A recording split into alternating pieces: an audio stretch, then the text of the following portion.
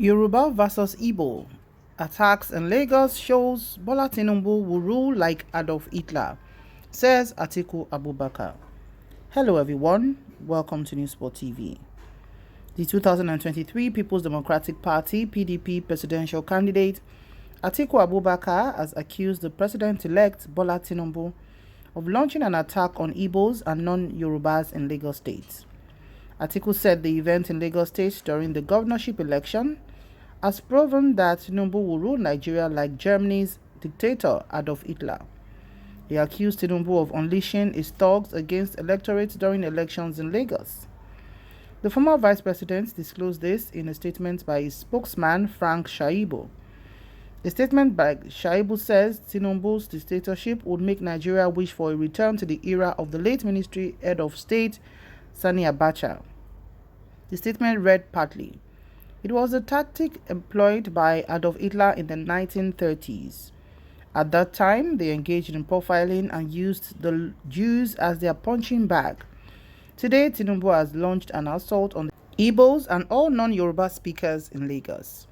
With what happened in Lagos, Tinubu has elevated dictatorship, scientific racism, and Yoruba tribal supremacy and wants to take it to the federal level."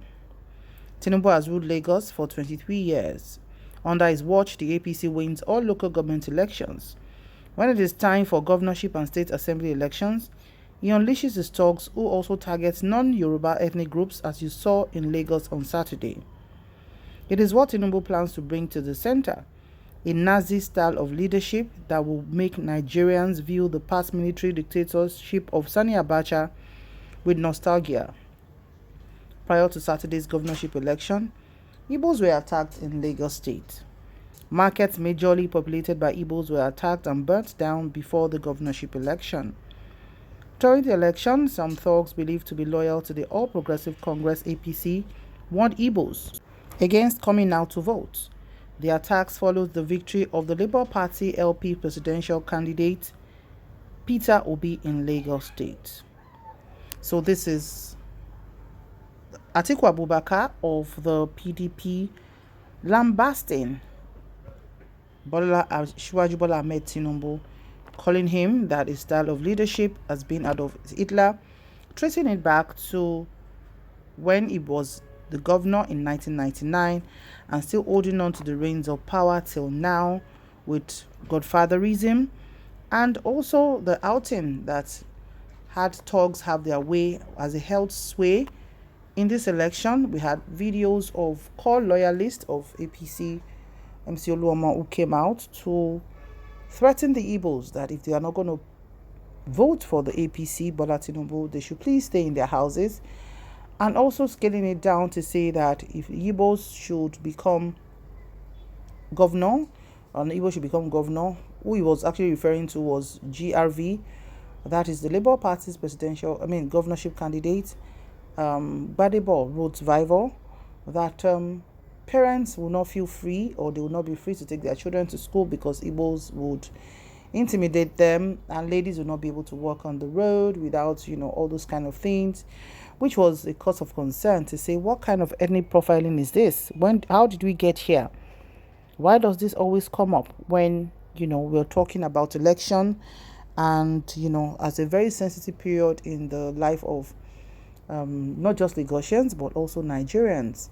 And hours later, the core loyalist MC Oluoma came out to apologize, saying, to debunk, actually, not an outright apology, that he didn't mean it, that he was referring to one Iyachukudi, which a lot of Nigerians found very laughable, to say, if you do have a relationship with Iyachukudi, nobody saw that Iyachukudi in the town hall where you were saying these words.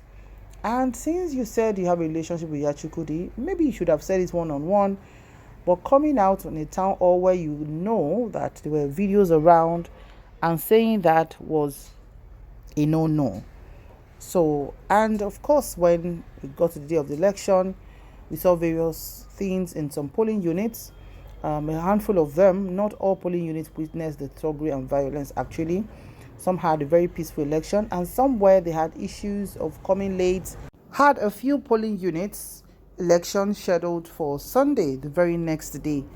So, and it was an outing that actually took Nigeria back a few years back, because nobody believed that we could have such an election at this particular time in our history as Nigerians.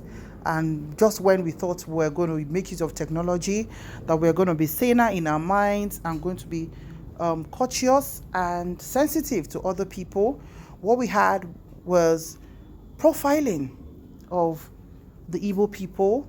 And we saw what happened in Agor Palace Way, where a thug was actually brought down, allegedly for trying to snatch the ballot box. And we also had incidents of unrest in Abule Osun, an area predominantly occupied by the Igbo in Lagos State, where it took the intervention of the security operatives, the army especially, who came to calm the situation. But there's still tension in the air, because as of Monday, the first working day after the election, a lot of people were still yet to come out to do their businesses as usual because of the fear of a reprisal attack or all of those kind of things. So it should take conscious effort for the leaders, especially in Lagos State, to come out outrightly and douse this tension before it consumes everyone. All we want in Nigeria is peace. All Nigerians wanted was a free and fair election. But truth be told, the presidential and the governorship elections that took place in a lot of places, states in Nigeria, cannot be said to be free and fair. And a lot of countries are still, mocking Nigerians to say that is not what a credible election is called. So we know what, we should do better, and we shouldn't wait until we are made an object of ridicule internationally. Even the European Union said yesterday that what was conducted was not an election. And it should be a cause of worry for every Nigerian, whether your party won or not, or whether your favorite aspirant or candidate won at whatever level or not. The concern should be that, we should have gone past this level of thuggery, sharp practices, rigging, and all those vices that are not supposed to be in existence right now in our history as Nigerians. So who are the leaders that will stand up to this and douse this tension so we can have peace and, possibly a smooth transition on the 29th of May 2023 for the presidential, and also some state governors who went for re-election and were elected, just the way we have Sanwo-Olu Babajide, the governor of Lagos State, who won the election for a second term as the governor of one of the most cosmopolitan states in Nigeria.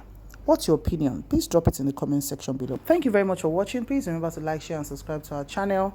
To our new subscribers, thank you so much for joining, and to existing subscribers, thank you for always stopping by. See you in the next news. May God bless Nigeria. Have a lovely day, and bye for now.